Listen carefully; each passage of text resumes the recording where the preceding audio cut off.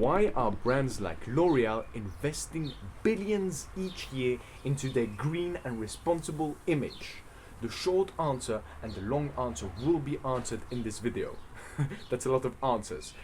The short answer is because business is supply and demand, and 76% of global consumers prioritize companies that have and are seen as responsible companies, that are responsible companies.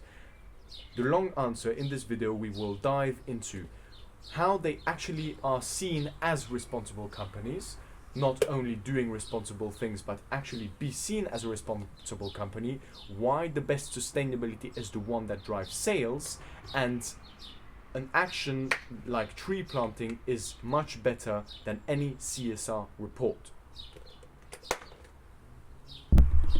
And so if we start with this bottle, it is a shampoo bottle for men by L'Oreal. And at the back, they said this bottle is made with 100% recyclable materials and is 100% made out of recycled materials. So, and basically at the back here, I don't know if you can see, they said that this product, this bottle, is made out of 100% recyclable materials and is made out of also 100% recycled materials. They also say that it reduces 335 tons of plastic each year because there's less plastic basically in this. By the way, you see there is nothing to do with the video, but there is written 5 in 1, and I feel like women's shampoos and healthcare is like one for the skin and face, one for the ears, one for the toes, the other one for all the body, but for men it's like 5 in 1. This is useful for the oil in my car, this is useful for seasoning, I can wash my entire body and it lasts 360 days with it. And it costs like a tiny bit of what women's hygiene stuff, care, cosmetic, bullshit costs. Blah blah, we don't care. But basically the messages they say with that, behind that, where it's really quantifiable and tangible in the view of the consumer's mind, they concretely take out not just saying we are eco-conscious or we are eco-friendly by choosing this bottle, they quantify it, and that's a key. You have to make it tangible in the view of your consumer's mind. Just saying this bottle is responsible if you choose it, it's like, okay, but I don't know what that actually means. Where this, you know what it does if you choose this bottle. That was a kind of rap. Because when you think about it, you may be one of the most responsible companies. You made all of your processes and backend so responsible and minimizing all of their impact on the environment. But if you just put an eco label that no one understands, you will not be perceived as a responsible company, even though behind it you're completely green. You will not be perceived as a responsible company if you do not communicate it well. So things to keep in mind in order to make you actually seen as a responsible company is, one, well, obviously if you want to be seen as a responsible company, you have to do responsible actions.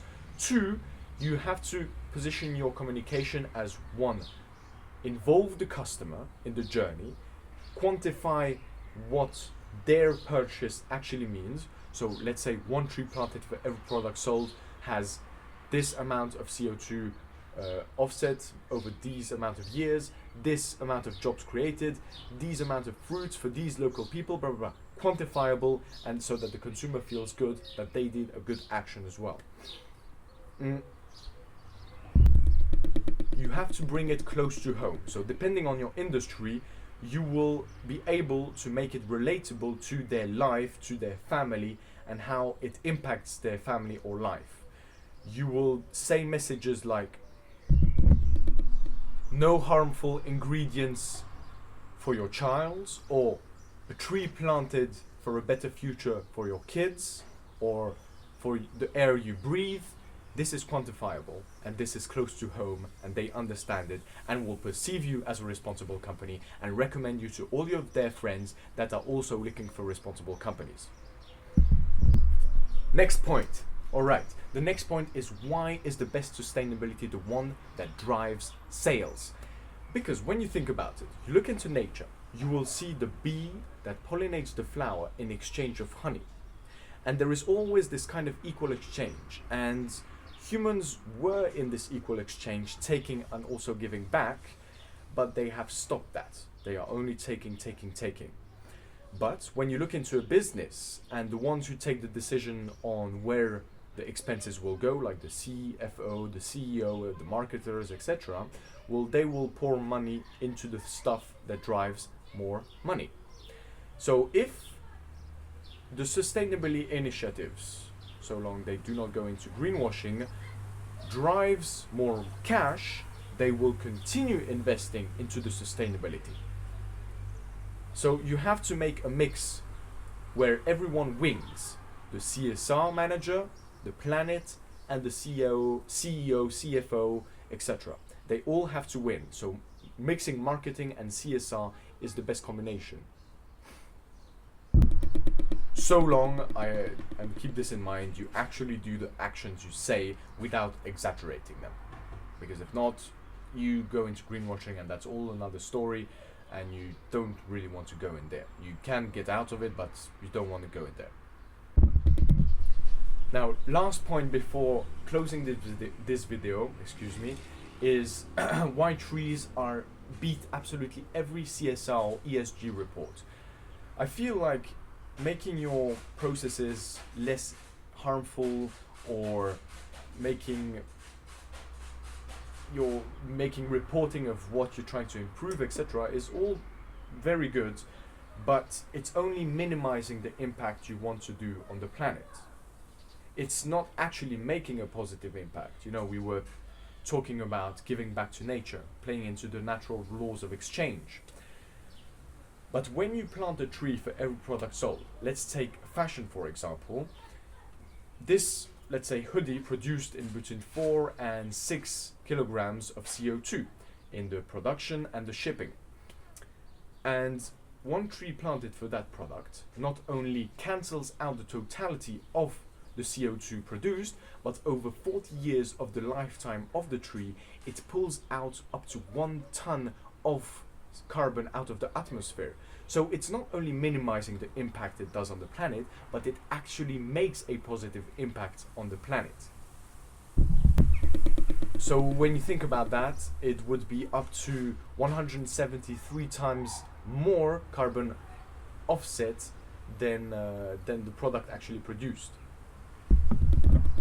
And next to that, it actually creates jobs in areas that need economic development. It purifies the literal air you're currently breathing. It protects the ozone layer over our planet, that is, we're kind of dependent on the planet. It's pretty useful. So I believe trees are the best and natural, cheapest way to solve climate change and save our asses, not the planet's ass, our asses. Voila. That's all for today's video. If you got a single drop of value, you may consider liking the video or sharing it with your friends or subscribing. Do whatever you want. And thank you for watching. See you next time. Let's make a better world together.